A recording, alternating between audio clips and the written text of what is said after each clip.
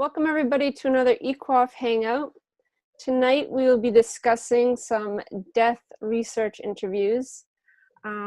These interviews are the last 4 in the series from today, today's the August 18th. I'll read them off quickly so you guys get an idea, and they'll also be linked below.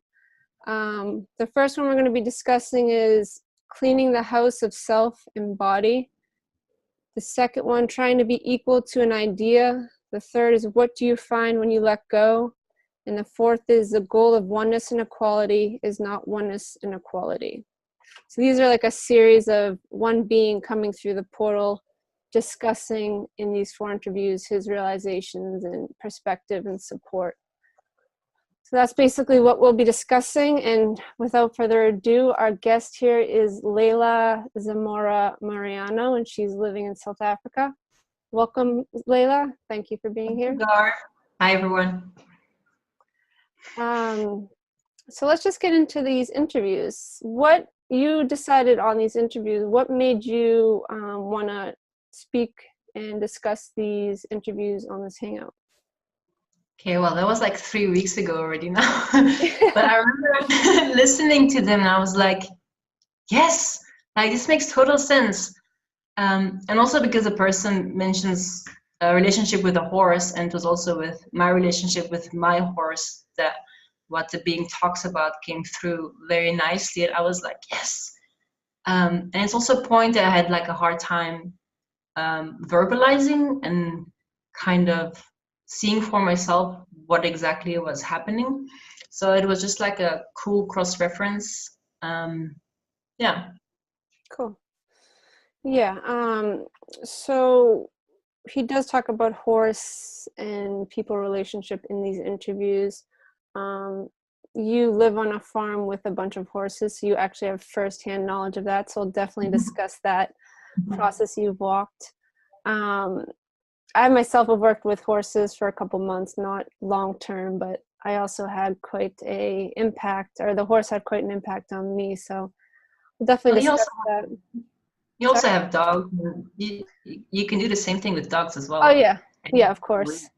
Dogs, yeah, I definitely walked a process with a dog animal. So yeah, I definitely can relate. So in these interviews, basically he was discussing how when he died, so these interviews are when someone dies at the moment of their death, what it was like, and they kind of explain what they go through. And this fella, he was talking about and discussing how when he died, he was in the physical body, but he couldn't become one and equal with the physical because of what was happening within his beingness or himself. So Leila, can you explain or discuss like an example for the audience of that moment where you're trying to do something physical or ground yourself in your body, but there's a point that is not allowing you to get there? Like that's kind of what he was explaining in this first interview. Can you kind of give an example or share your thoughts on that? Well, the first thing I related to was falling asleep, where for myself, like every evening I like just grounding myself, centering myself into my body and just going completely quiet. And some nights it's easier than others. And I found that the nights that it's really hard is because I've already been reacting to so many things throughout my day, generally just kind of being like a ping pong ball, reacting to everything. And in going into such a reactive states, like you have your body, but you shift kind of like to a dimension like above your body, like not in it. And then while you stay in that reaction and being reactive to everything, you're now trying to get into your body, but you're still doing it from within that reactive state of mind, instead of first stopping it. And then you realize, oh wait, I'm already in my body. So that's what I related to. And also, you know, you're sleeping. It's like, where do you go when you sleep? Nobody really knows. You know, you just kind of black out and the next day you wake up and you kind of trust that you're going to wake up the next day. But really, you kind of just go away. So in a way, going to sleep is like a death process. Hmm. Yeah. Yeah, it's a cool way to look at it. Yeah, I mean, I also related it. My point of relating to that point was more actually a physical thing I was doing. Well, I was actually bringing laundry up the stairs, and while I was walking up the stairs, it got like really heavy, this laundry, and I had like 4 or 5 more stairs to go. And you know, my mind starts where it's like, oh, this is too heavy, I've got to drop it, I got to take a rest, I'm too tired, my arms are gonna start like melting, like I'm so tired, da da da da da. And it's just that constant like chatter, which in a way creates that point of limitation inside yourself, like, okay, I can't go on anymore. um, but because I was, you know, working with my body and being more physical, grounding myself more in living words, which we'll discuss later on, I use the word focus, which I'd been practicing and working with, to ground myself in my physical body and move myself up the stairs. And in that moment, you realize like how how much we limit ourselves within our mind. And you know, in the sleep scenario, like instead of being so active at night and, you know, going here and there and not being really able to rest your body and calm your body, it's, you know, it creates like a point of tension and anxiety within us, when in reality we can just use this support as a physical body to ground ourselves and live our lives more in a way enjoyable and comfortable. So that was And it's my also, example. Yeah. yeah, it's also because we go into that anticipation of, like, say you're taking the laundry up, you're already putting yourself in that moment of dropping it and it being so heavy, while in actuality, physically, you're actually not there yet. But just by thinking about it, it's like you layer that over your body as if it's really real and actually happening. But if you just stop thinking about it and actually feel your body and just go one step at a time, you actually, oh, okay, I can actually do this. Yeah. Yeah, totally. Yeah, so it's like, it's actually a cool point to realize, because then you can use it to start expanding in your world and expanding in your reality. Um, but let's continue on with these interviews, because how about, what has been an example or a word or just a kind of a explanation of how you've walked, say, a point, like a mind point, into a point where you're now starting, or have you actually started working with this point of merging more into your physical body? Because this is kind of a new point opening up in the Destiny Eye process.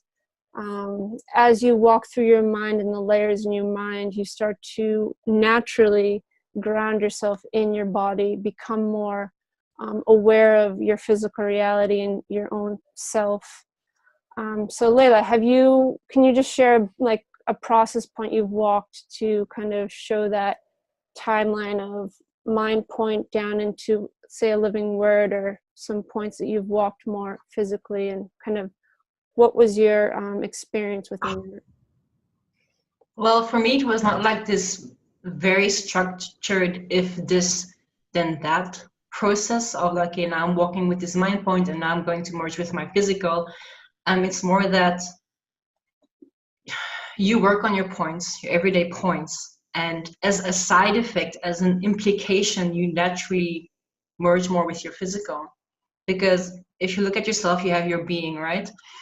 And your being has this life essence power, and it's constantly being diverted to your mind and all the ideas and beliefs you have about yourself and the world, and it's constantly powering that self-definition of yourself and how you perceive your reality, which is kind of like, if this is your beingness, it's like powering the mind, and it's going into all these wires and all these things and keeping like this whole kind of city alive that's called Garb or Leila, right? Yeah. And then it's like, as you walk a point, it can be anything, you know, like shyness or working on discipline or whatever. It's like that little wire gets disconnected, and then there's more power here in your beingness. And initially it's still going to all these other points, but after a while it's like, instead of going to your mind, it goes into your body. And so you naturally start becoming more aware of your body. It's not something you have to necessarily consciously work towards, because actually if you're going to start forcing that of like, okay, I want to be in my body, I want to be in my body, but you haven't like disintegrated this whole network, or at least have done a piece of it, you're actually going to create just new lines of powering the idea of what it's like to be in your body, and you're still not going to get into your body. So that's also something he mentions, is that you have to actually let go of the idea of what you think it is to be physical and merge with the physical to be able to do it. Yeah. He did talk about that, and it's like, in a way it has to be physically walked by the being to like really understand how that works. Like, okay, I want to be in my body, I want to be merging with my physical body, I want to, you know, gain that access to the power within me that I know is here, that I can hear in the interviews, that I can be educated on. But in actuality, in reality, actually to get to this point of merging with your life source, it's something that he talks about. It's like it emerges as you emerge within your own self. Like it's like a blooming and a emerging as like a flower type. So you start as a seed and you kind of grow into a beautiful flower at the end of it. In that, I'm sure you can relate to that. I can relate to it as well. Like as we start walking through the mind points, you naturally just start to become more aware of, like, I'm just starting to really become aware of like my physical body senses in terms of like just eating different things. Like I'm starting to see what food I eat, how it affects my physical body, how it affects my digestive system.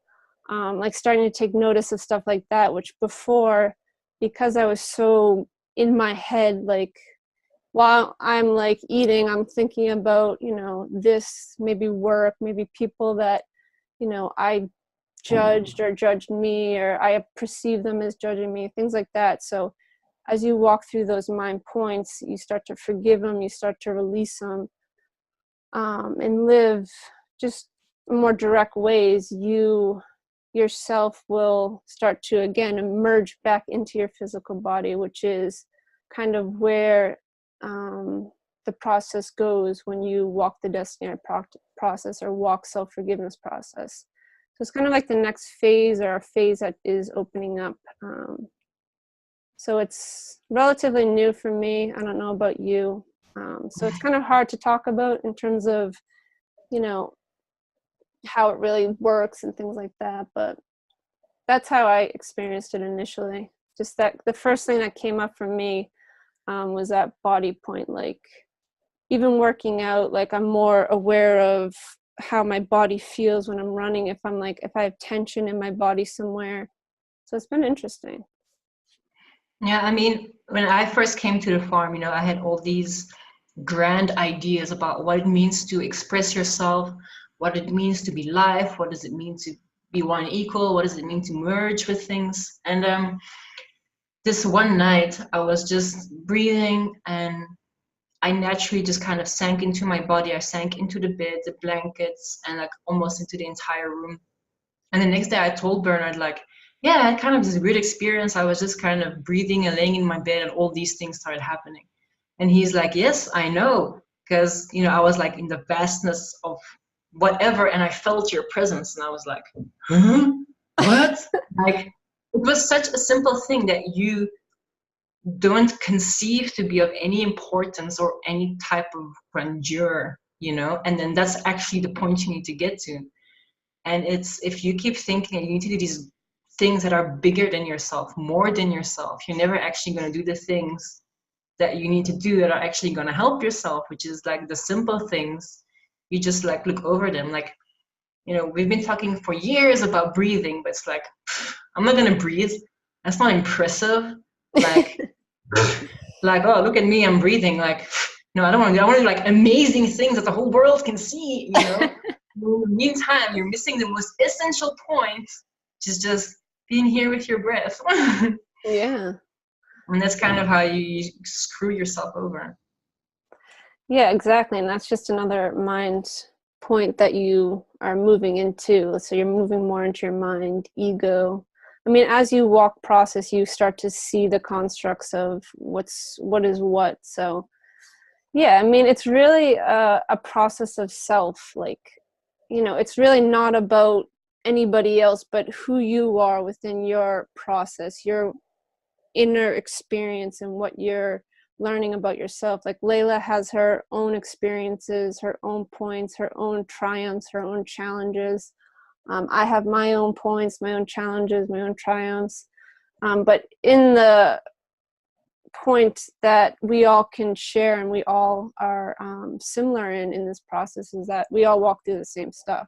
We're all walking through mind points, and we all have the ability to get into our physical body, connect again with that life force that is here within us. And in a way, like centering it within ourselves instead of scattering it through all the little avenue electrical systems and wiring and stuff inside us as a mind consciousness system. So yeah, it's been a fascinating journey. How has this process a point that we've been also walking in the process that has been supportive is opening up and starting to redefine and live words. This is definitely shared throughout Eqafe and in the Destiny Eye process and all over the place. And so this has been a supportive process to walk, to be able to help in times of challenge in your day. You can redefine, live a word, and that helps ground yourself into your physical body. Leila, can you just give an example of a word that supported you in grounding yourself? Okay, so I don't necessarily work that way. Cool. Like how I look at living words for myself is that we are already living words. And in terms of all the emotional and feeling stuff and the characters we play out, how I see them is like perverted expressions. Like it's actually something where there's something, a movement coming from your beingness, that because it's not clear, it starts taking on a different form. And later in SRA, I don't know where you are in DIP, you also see how it creates kind of like a spiral motion. It just keeps mutating into something else, and before you know it, it's like it's far from what it used to be at the source point. So for me, what I do is I mostly work with the issues I am facing and kind of purify that emotion to a point of understanding for myself so that it becomes a point of expression. Say, if I'm being lethargic, for instance, I trace it back to, okay, I'm having a lack of self-courage. But I don't start off with, okay, I need to live the word courage.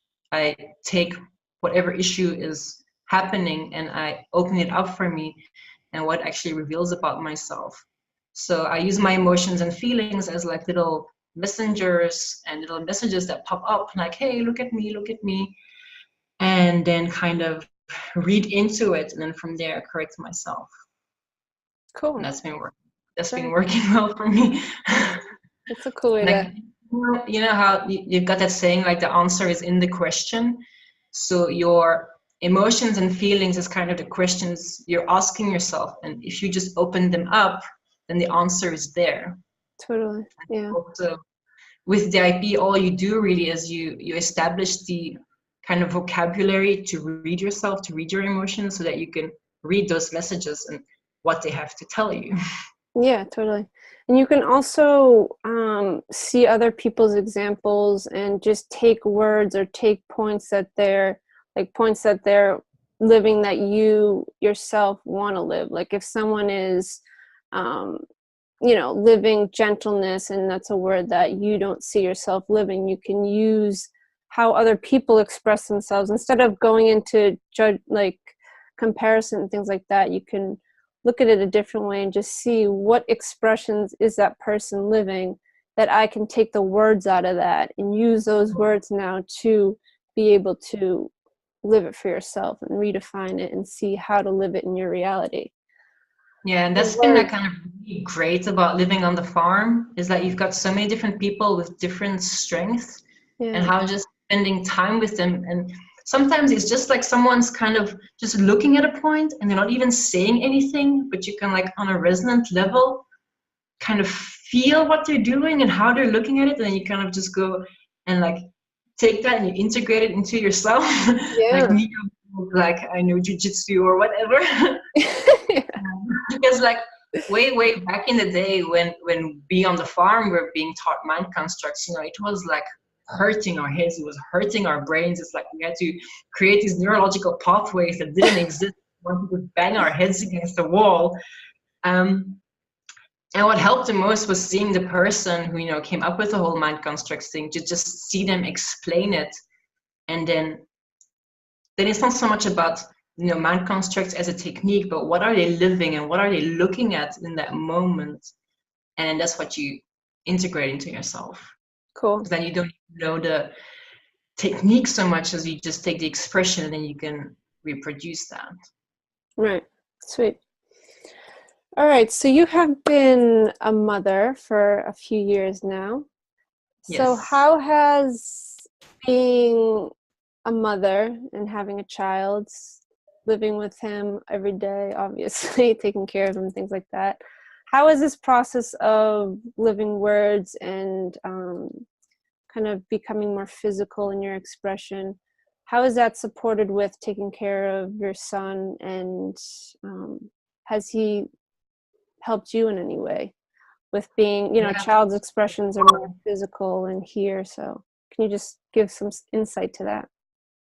Also, because what happened was once I had Caesar, my son, is that also my relationship with my horse changed. And when that changed, that also went back to changing my relationship with my son, because I took what I was doing with the horses and how I was treating them, and I took that to how I'm going to be with Caesar, because I'm like, well, if how I treat the horses and the principles I'm applying with the horses, if that stands true, it must be able to work anywhere, for instance, with raising a child.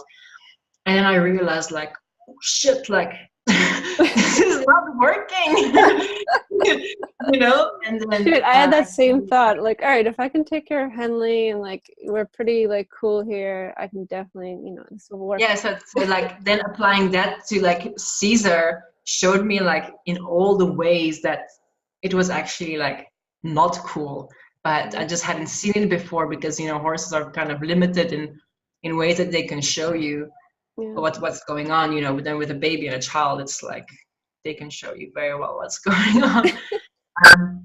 I suppose the biggest point with becoming a mother is that you've got so many ideas of what it's like to be a mom, and how there's this whole thing of like responsibility, and you have to take care of this child and it's all on you.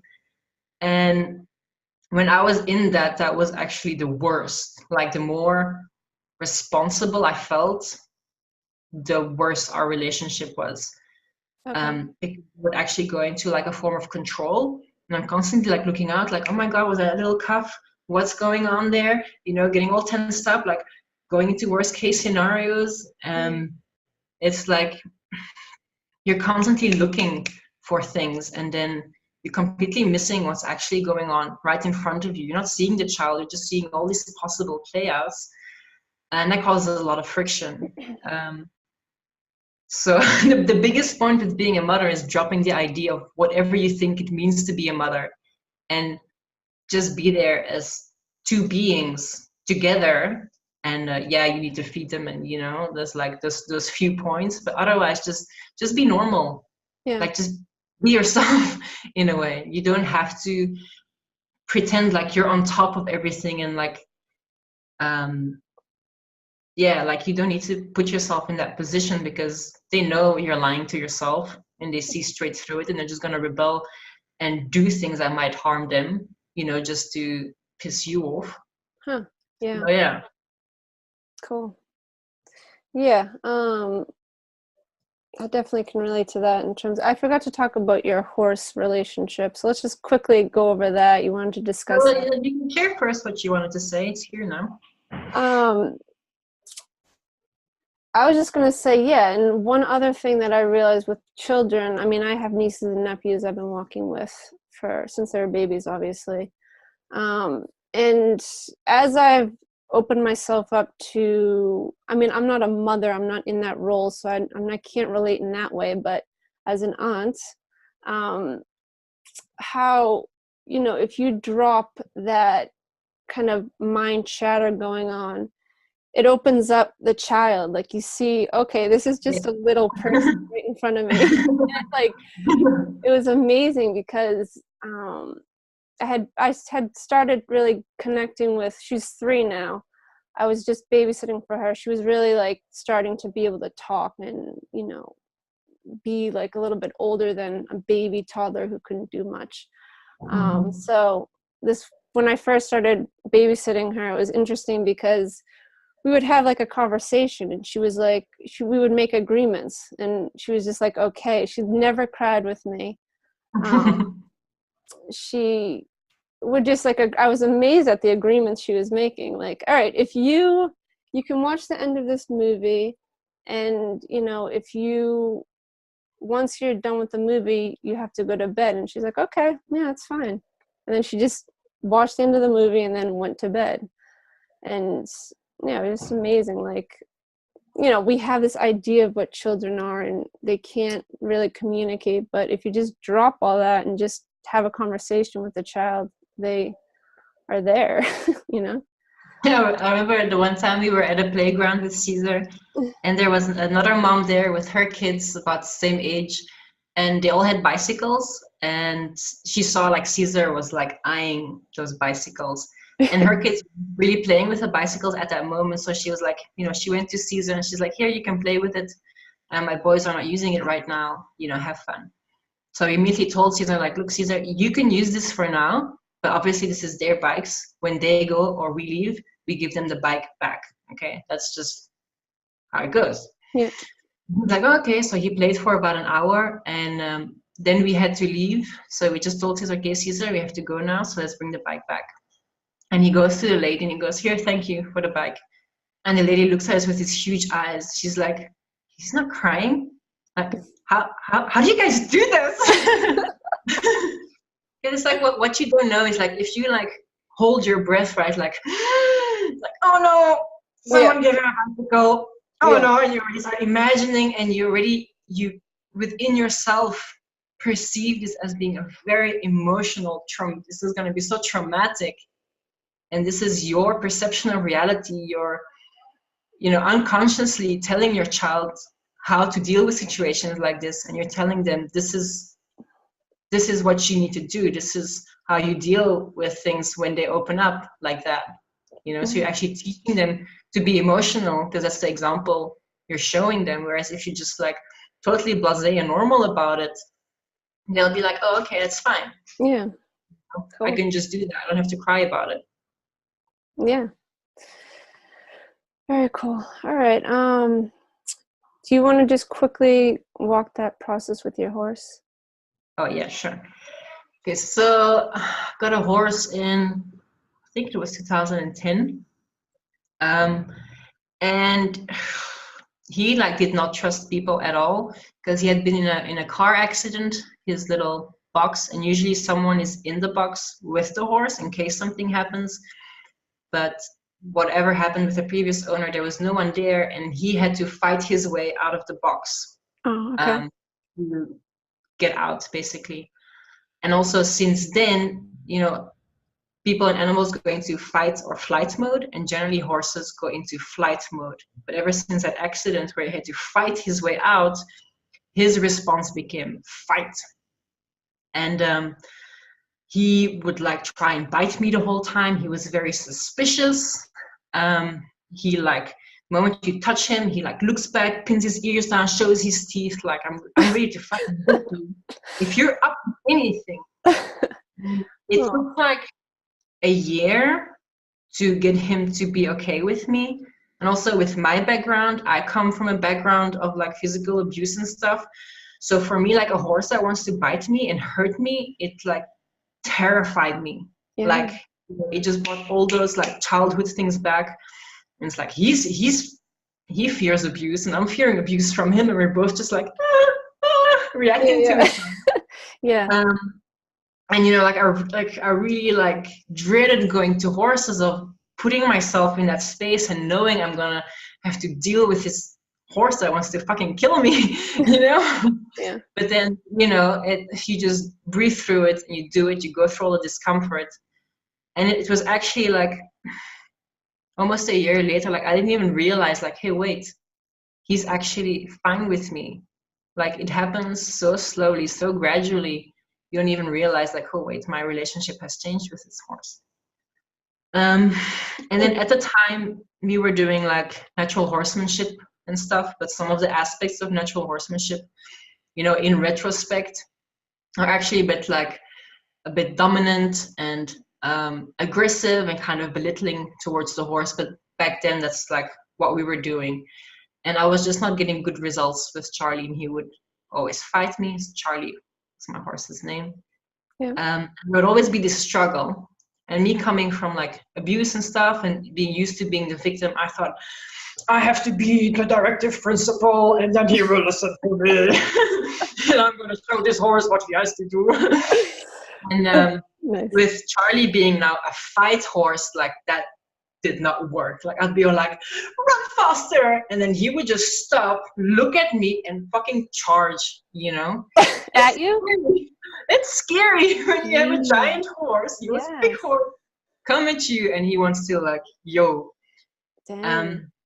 Anyway, and I tried like just being really nice with him and being a little mouse and not trying to upset him, and still he would go at me. So I was having so much conflict of like, what is the right thing to do? What is the right thing to do? You know, between being very submissive and very dominant, like, what's the right balance? Like, I don't know what to do. And eventually, you know, I just gave up, like, I don't know what to do. Okay, I've tried it all. I'm not getting any results. I don't know what to do. And I remember that day when I kind of like broke down in the arena. And that moment I was like actually honest about my experience and how I felt about this whole thing. He like turned and he looked at me. And I saw that like, he's like, you got it. Now we can actually do something with each other. Because also, you know, when you're working with an animal or a horse, you think you have to do things like out there, and you have to work with a lead and a whip and a stick, and, you know, to communicate to the horse and make them move.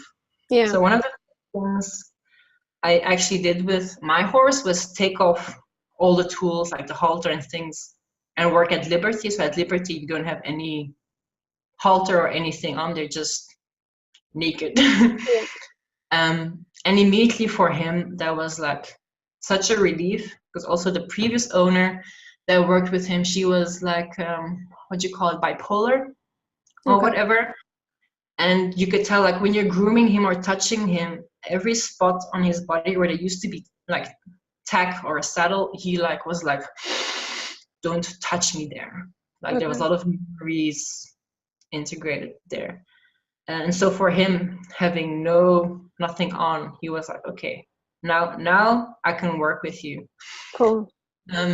Because, you know, one of the first things people generally do is like, oh, you don't want a saddle? Like, I'm going to show you, you know, and then the whole purpose becomes getting that saddle on, you know, and having the horse accept the saddle instead of for a moment going like, wait, you don't like the saddle? Why don't I take that piece of information and go with it and see where that leads to, you know? So instead of like getting this perfect relationship of what I had in my mind, of what I thought a good relationship with the horses, where they do all these tricks and these things and it's all beautiful, I just dropped all of that. I'm like, okay, let me actually work with what is here. Okay, like he doesn't like a halter. Okay, let me take the halter off. And then you could actually see like that sense of appreciation of, yes, someone's listening to me. Thank you. And then what I started doing was also focus more on my body, because now I don't have any tools. Well, I still had a stick, but I wouldn't use it on him. How do you make a giant animal move without using tools? You just have yourself. So what I started doing was becoming more aware of my body, my muscles, and say if I wanted him to engage his hindquarters more, his back legs, I would engage my butt more, my legs, and then he would naturally pick up on that. So were you showing him as an example, or were you just doing it within your body? I would just be doing it in my body. Oh, interesting. So also the one time, my horse got blind on the one side after he got kicked in the face by another horse. Oh. And you know, the whole theory behind liberty is that they are reading your visible body language. But the one time I was doing liberty on his blind side, and I didn't realize that I was on his blind side. And he was doing everything he was supposed to do, but he couldn't see me. Okay. And I was like, oh my God, like, how does that work? And the moment I realized it, it also stopped working, because now, you know, I had like this disbelief and these ideas about it. And then he was like non-responsive, like, oh no, you went there. Cool. So it's kind of like when you come together with a horse, it's like they become so attuned to your physical, whatever you do in your body, it's like that's what they respond to. They don't respond to you waving a stick around, you know, and being frustrated, because then they're just like, yo, I don't want to work with you, you know, like, yeah, you're showing me the stick, but all I'm sensing is this frustration, you know, I don't want to engage with that. Yeah. And then, you know, we got to a point where, you know, I could just walk with him, and however fast I walked, he would, you know, do the same pace as me, even slow down and slow down suddenly. And then I was like, okay, let's take this a step further. What if I'm not walking with him? What if I'm just standing there and I'm holding kind of the word inside me? So then I would just stand and I would, for instance, hold the word walk, and what that feels like physically as an expression, just to walk. And then he would walk. And I'd be like, okay, and I would hold trot inside myself and just engage my body a little bit more and what a trot feels like. And he would start trotting. Wow. And oh my God. Breathe, and I would go, okay, stop. What does stop feel like as an expression inside yourself? And he would stop. Wow. And I was like, whoa, like this is it, you know, like it's not all the fancy tricks and all the tools, and you know, you get this whole hype about saddles, and you know, with anything, any sport, you always get so caught up in the tools and the merchandise, thinking you need all these special things for your relationship to work, which is actually just a distraction. You just got to bring everything back to yourself. Cool. And the sad thing is that literally a few weeks after we got to that point, we had to put him down because he had a chronic leg infection that was just getting worse and worse and worse, and was very painful for him. Oh. But I'm so glad that, you know, we still got to that point and we actually got to know each other on that level, even if it was just for a very short time. That sounds amazing. Very cool. So yeah. Thanks. That's why I was like, when they were mentioning the horse, I was like, yes, I know what you're talking about.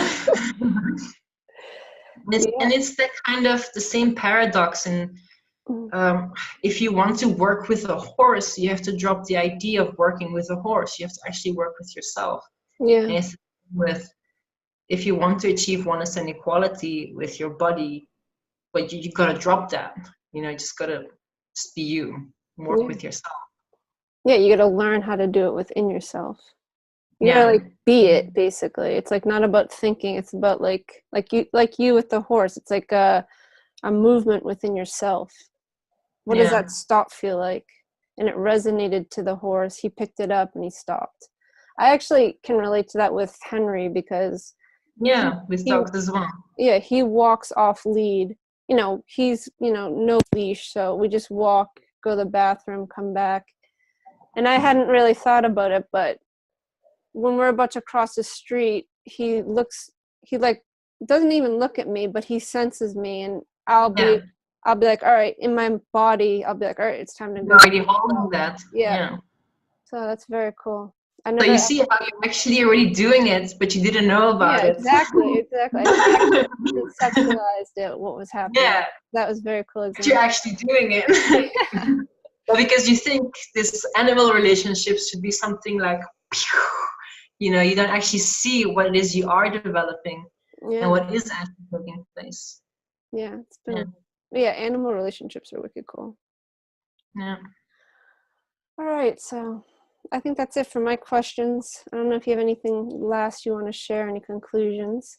No. Okay. It's been awesome talking to you, Leila. We haven't seen each other for a couple months, so it's great to see you. I was there last year, actually. Something a year now. Yeah. So, yeah, it's great to see you. Thank you for sharing your stories and your insights and such. And thanks everyone for listening and tuning in. These are going to be episodes. They're not going to be live Hangouts anymore because that feature in Google is gone. So we've been using conference recording. So that's how we're going to be doing these Hangouts from here forward. So check out for these coming up. They'll be advertised or shown beforehand on the Eqafe page so you guys can prepare for it. And obviously they'll be on YouTube so you can watch it whenever you want. So if you have any questions or any comments or anything, please leave below and we'll for sure answer them. And any other points never